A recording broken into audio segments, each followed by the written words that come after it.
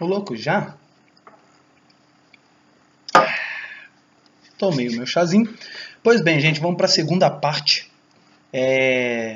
do tema a qual eu estava dizendo sobre o equívoco, né, do rei Saul, que é o que está acontecendo no nosso país hoje. E por que eu disse no outro vídeo, e vou complementar agora, se você não assistiu à primeira parte, então assista para você entender o decorrer desse vídeo aqui, não ficar meio que, entre aspas, boiando, né? Onde eu falava exatamente da estratégia que um sistema tem usado, que é uma estratégia apontada por Sun Tzu em 500 a.C., quando Sun Tzu dizia quando um exército, né, quando uma força for muito grande, dividam e ataque pelos flancos mais fracos, mais vulneráveis. Ou seja, para quem já estudou um pouquinho de religiões ocultas, né, esse ocultismo, maçonarias e outros, eles chamam de dividir para conquistar. Ou seja, quando um grupo ele é muito forte, você implanta uma discórdia no meio, deixa eles se dividirem e aí você vem atacando pelo mais fraco e conquista o flanco mais forte, o grupo mais forte. Estamos entendidos? E por que equívoco de Saul? Quando Lula ele se elegeu, ele entrou como um grande salvador da pátria. Essa que é a verdade, eu estava muito inserido na política na época, né? Como eu falei no primeiro vídeo, eu trabalhei no primeiro turno para a equipe do Antônio Garotinho e no segundo turno para a equipe do Lula, né? E nos primeiros 2 anos do primeiro governo dele, ele foi incrível, foi magnífico. Ele criou várias leis, ajudou várias indústrias, a indústria cresceu horrores, todo mundo tinha. Ele trouxe aquele bilhete único que arrebentou a perna de muito governo, ajudou muito, veio com esses Bolsa Família, Bolsa Escola, Renda Cidadão, veio com, olha, benefício para todo mundo, de toda a cor, para tudo quanto era jeito, né? E aí o que acontece? Na época, quando eu conversava com algumas pessoas sobre religião, eu lembro até que eu falei assim, bom, por ele ter vindo de baixo, conhecer as dores do povo mesmo, para ele vai ser fácil, né, de saber em que lado começar. E realmente foi. Os primeiros 4 anos foram formidáveis, não tenho o que falar. Mas o segundo ano, por causa dos apadrinhamentos políticos dele, ele acabou se voltando com uma equipe extremamente porca, gananciosa e que rebentou com a história dele, com a política, que rebentou com a vida dele. Todo mundo que chegava perto dele caía nesse poço. É claro que muita gente caiu com bilhões de dinheiro aí nas contas, nos paraísos fiscais da vida, mas que a bem da verdade, não estamos aqui para chorar o leite derramado, vamos tentar ir para frente. E falando agora sobre o governo Bolsonaro, que veio como um grande salvador da pátria, e a bem da verdade, que Bolsonaro assumiu no dia 1º de janeiro. No dia 2 de janeiro, já não se falava mais de corrupção, como se falava nos 16 anos dos governos anteriores. Esse homem veio com pente fino, veio destripando um monte de gente, esses carrapato que veio, que estava grudado aí, chupando o sangue do nosso governo, afundando o nosso país, fazendo do nosso país uma praça pública dos outros países que vinham aqui e exploravam a gente da forma que queriam. Beleza. Só que aí o que aconteceu? O grupo de apoio do Jair Bolsonaro acabou ficando muito forte. E aí esse sistema viu que o único jeito de conseguir mexer no governo do Bolsonaro era atacando pelo seu meio mais fraco, mais forte, perdão, pelo seu meio mais forte, que é o quê? Que é o povo que o apoia. A bem da verdade é essa. E aí o que ele fez? Eles criaram essa divisão ridícula através de uma crise econômica e de saúde, através dessa pandemia mundial, que realmente é uma coisa muito séria, a gente não vamos discutir sobre isso, mas que foi o estopim para criar divisões ideológicas entre um povo que estava unido para levantar o nosso país. Pois bem, chegamos aonde eu queria. Quando você entra aí para pesquisar sobre algumas coisas na internet, então você vê vários políticos, quase todos os políticos aí envolvidos com maçonaria, com ocultismo, com não sei o que, com casa maçônica. Então, isso faz com que muita gente que tem religiões acha que Marcos Feliciano da vida, que Jair Bolsonaro da vida, são as pessoas que estão ali por Deus. Eu acredito que Deus tem todo o controle de quem coloca ali ou não. Não é isso que eu quero discutir. O que eu não gosto é que as pessoas usem a religião para promover uma ação. E eu vou explicar por quê. Porque quando eu vejo Jair Bolsonaro usar um slogan, né, eu quero deixar bem claro que o meu voto foi para ele, sempre acreditei que ele podia mudar muita coisa.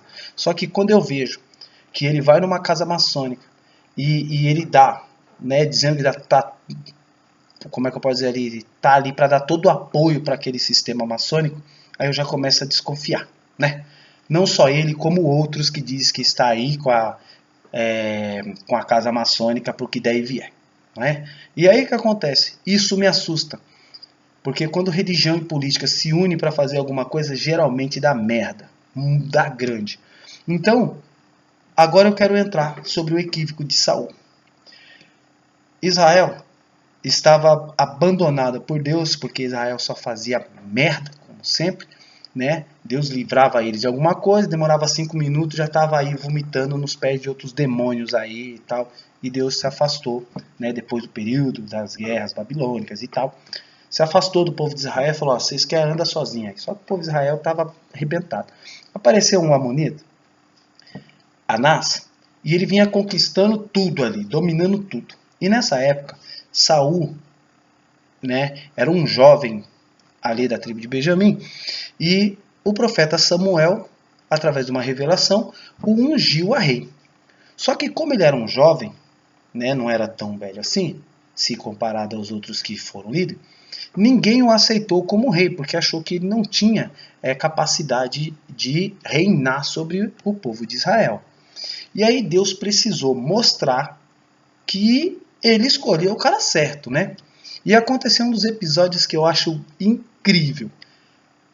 Quando a narrativa vai falar sobre Saul, lá no livro de 1 Samuel, no capítulo 11, ele vai dizer uma coisa interessante, é incrível. Ele vai dizer assim, ó, que Saul era um jovem muito bonito e que ele era tão alto que o ombro dele dava acima da cabeça de toda Israel. Ou seja, sabe o que é você ser o homem mais alto de um país inteiro? Era Saul. Então, assim, ele não era o mais alto lá no vilarejo dele, da família dele. Ele era o mais alto de toda Israel. Né? A Bíblia fala que os ombros dele estavam acima da cabeça de todos os homens lá. Ou seja, o moleque era cabuloso de grande. E aí o que acontece? Como o povo rejeitou, Saul não deu muita bola também. Falou, tá todo mundo contra mim. E na época tinha as lideranças religiosas, os anciões, essa turma que até hoje estão por aí, que acham que mandam, né? Esses políticos velhos, antigos aí, que aí acham que o Brasil foi construído por eles, né? E que eles não tiveram nada de benefício com isso. Mas eu não quero entrar nessa conversa. E aí o que aconteceu? Um belo dia, esse Anás, ele cercou a cidade de Gileade e ele disse o seguinte, os anciões de lá viram que Naás, né, iria matar todo mundo lá. Eles foram para matar. Então esses anciãos se anteciparam e falaram assim, não precisa matar a gente não. A gente se submete a você como escravo, para variar, né? Como escravo, e você não mata ninguém. Você deixa o povo aí e a gente vai servir vocês. Só que Naás não era burro, ele sabia que o exército mais cedo ou mais tarde ia acabar acontecendo isso que eu falei. Iam se revoltar, se rebelar e querer tomar o poder por meio da força. E aí ele fez a seguinte proposta, falou, tudo bem, eu deixo todo mundo viver, mas eu vou cegar, vou furar o olho de todo guerreiro que você estiver aí. Todo soldado vai ter que fazer um furo no olho, vazar o olho, né? A Bíblia fala vazar o olho, para que vocês não ofereçam risco de se revoltar e querer tomar império. Aí os anciões disseram que iriam se reunir e ver com todas as outras tribos para ver se iriam aceitar. Naás, muito seguro de si, com a cidade sitiada, falou, vai lá, pensa, depois você vem aqui e me fala. E o povo entrou em desespero, começou a chorar, porque muita gente ia morrer, aquele desespero, aquele medo, aquele caos, como está acontecendo agora, aquele caos. E aí, Saul estava trabalhando, bonitinho, e ele estava chegando, e a hora que ele entrou no meio da cidade, ele viu que muitas pessoas estavam desesperadas, chorando, se lamentando, e aí ele perguntou para alguns que estavam ali, falou: o que está acontecendo? Aí todos contaram a história, falou: ó, ele vai se render, mas todos os nossos homens, né, os guerreiros, os lutadores dos exércitos, vai ter que ser furado o olho para provar a lealdade a Naás, né, que não vá se rebelar contra ele. Naquele momento, as escrituras vai falar que o Espírito de Deus se apossou de Saul de um tal jeito que o semblante dele mudou e ele ficou tão nervoso, e a hora que ele foi discursar, tinha uma junta de bois chegando no final da tarde do trabalho. Junta de bois, para quem não sabe, é quando eles juntam alguns animais, né, numa espécie de charrete, carroça, todos amarrados juntos, para puxar um arado, para puxar carroça, essas coisas. Mas quando fica vários bois juntos. E um dos bois deu um biricutico nele lá, e ele ficou doido lá, se batendo, pulou e veio correndo na direção do povo. Segunda é que tem várias traduções diferentes, mas uma das histórias que eu mais gosto de ouvir é uma da tradução judaica que fala que o boi ficou pulando, correndo na direção das pessoas, e Saul, enquanto ele estava falando, esse boi veio na direção dele. Ele agarrou o boi pelo peito, segurou pelo pescoço, catou a faca, deu no meio e quebrou a cabeça do boi ali. Como ele quebrou, não sei se foi com a faca, se foi no murro, se foi na dentada, não interessa. Só sei que ele matou aquele boi, arrancou a cabeça do boi, segurando pelo chifre, despedaçou o boi em 12 pedaços, pediu para 12 homens pegassem cada um daquele pedaço e levasse a cada cidade e dissesse o que ele ia dizer. Cada cidade ali de Israel. Levantou e falou assim, ó: eu sou Saul, rei de Israel. Se amanhã, até a hora, falou um horário lá, um determinado tempo, ele falou: se amanhã, até tal determinada hora, todo o exército de Israel não tiver aqui, eu vou fazer com cada homem e com cada animal que esse homem tiver, o que eu fiz com esse boi aqui. Aí as escrituras diz que no outro dia, todo o exército de Israel estava lá. Só da tribo de Judá tinha 30 mil. E das outras tribos tinha 300 mil homens. Aí as escrituras ainda vai ser mais bonita. Ele fala que os homens chegaram lá e ficaram tão colados um no outro que parecia um homem só. Um exército só, colado no outro. E tão junto que os homens ficaram. E aí o resto da história muita gente já conhece, né? Eles foram lá e venceram.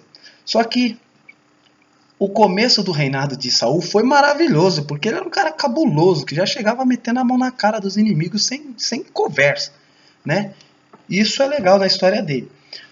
Só que pouquíssimo tempo de governo, o poder subiu para a cabeça e ele esqueceu quem pôs ele lá. E chegou uma hora que ele já começou a fazer merdas, tanta merda, que Deus acabou tirando ele do governo e colocando Davi, e o resto todo mundo já sabe. Pois bem, e por que eu estou dizendo isso, o equívoco de Saul? Porque eu estou vendo que as pessoas estão tão desesperadas, esperando que o Bolsonaro salve o mundo, que uma manobra política pode fazer todo o trabalho dele por água abaixo, e se isso acontecer, ele vai frustrar muita gente, e aí as pessoas que estavam vendo nele uma chance de redenção para o país, uma chance de crescimento econômico, até um pouco de estima, porque o Brasil sempre foi considerado país de terceiro e quarto mundo por várias partes do planeta, né? Várias partes do mundo consideram o Brasil como terceiro e quarto mundo, vamos se dizer assim. A nossa educação ela é ridícula, ninguém lê, né? A não ser mensagenzinhas de redes sociais. Quando eu digo ninguém, gente, não é que ninguém lê, né? Eu espero que vocês entendam que eu estou dizendo que a grande massa não lê. E não é ler historinhas, sudoku, história em quadrinhos, gibizinhos, essas coisas. É ler contextos históricos, saber como o nosso sistema funciona, como as pessoas funcionam, como a vida política, econômica e social funciona. Ninguém estuda nas escolas para ser patrão, para ser um empreendedor, para ser um profissional. Não, estuda para conseguir um emprego e ser funcionário de alguém com carteira assinada.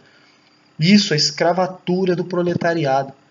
Isso aprisiona as pessoas a um sistema onde ela passa 20 anos da vida dela e quando ela se aposenta e vai curtir a vida que trabalhou, ela desperdiçou a vida dela, desperdiçou a saúde e agora o dinheiro da aposentadoria é para se manter só vivo e comendo. Difícil, é difícil. Então, assim, eu estou vendo, tanto é que a ideia de fazer o vídeo é para um único recado. Primeiro, para deixar gravado que alguma coisa está para acontecer em termos de manobra política. Simplesmente assim. Porque eu tenho percebido que governos, sistemas, religiões, todos estão empenhados em tentar entender o que essa manobra política está, aonde ela está querendo chegar. Porque as duas partes têm um plano, eu tenho certeza absoluta disso. E não vou de maneira nenhuma descansar até conseguir entender os mínimos fragmentos de... Como é que eu vou explicar? O menor... Como é que eu queria achar uma palavra correta para isso, sabe?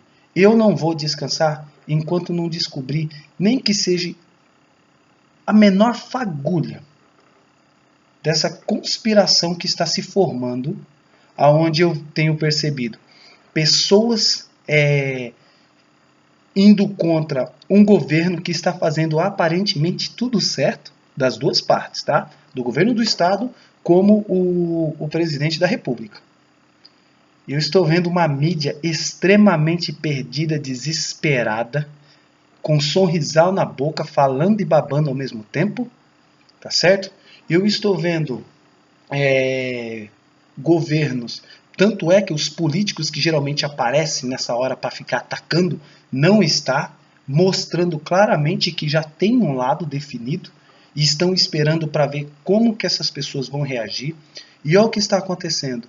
Não é uma guerra de governo, é uma guerra de ideologia entre pessoas com os mesmos ideais, com o mesmo propósito comum, que é trabalhar, sustentar nossa família e nos prevenir das doenças que aí estão. Todos querem cuidar da sua família, cuidar da sua saúde, mas querem trabalhar. E os dois estão oferecendo essas coisas. E a gente não está conseguindo, ver com clareza, né, aonde esses dois homens estão querendo chegar. Porque os dois são fortes, os dois são gestores, os dois são muito inteligentes. Não é uma briga de macacos. Não é gente assim, com conversinha de pessoas que não conseguem nem conversar. Pessoas que têm dificuldade de dicção. Pessoas que não conseguem terminar uma palavra sem se atrapalhar, ou sem babar, ou sem engasgar com as próprias salivas, se é que eu posso usar essa terminologia. Então, assim, algo de errado não está certo, como já diria o etnocentro cego, né? Então eu vou ficar por aqui. Eu só fiz esse vídeo para deixar registrado e eu quero terminar com uma palavra de Cristo que tem um desfecho bastante interessante.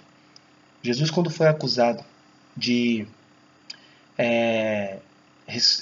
expulsar demônios em nome de Beelzebul, ele diz assim: se eu estou expulsando o demônio em nome do demônio, então eu estou me opondo ao meu próprio reino.